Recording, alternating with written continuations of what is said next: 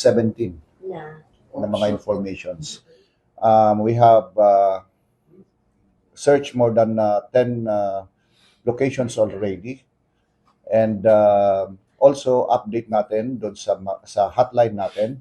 We have received more than 10 text messages at mayroon ding calls na natanggap tayo that we are validating at pinupuntahan natin. Magmula ito doon sa kung saan siya huling nakita before ng paglabas ng warrant up to the point na allegedly nakita siya sa isang location. So pinupuntahan natin lahat ito. Yesterday we had operations in Central Luzon and now kanina sa Southern Luzon, but unfortunately it yielded negative, no? But again, as I said, tuloy-tuloy po tayo.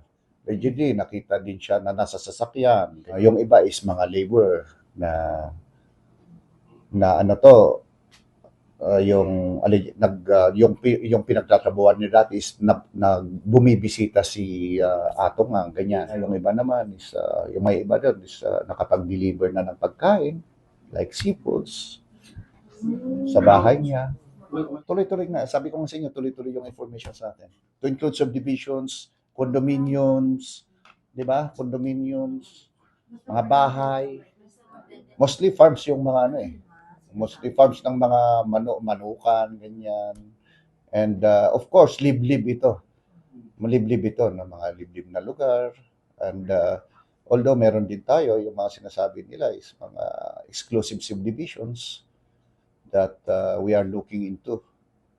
No? So, it's quite challenging. First and foremost, yung nagsasabing scripted, hindi kami po magpapagod, magpupuyat, spending our resources para lang hanapin si Charlie Atong ang if ito is scripted, di ba?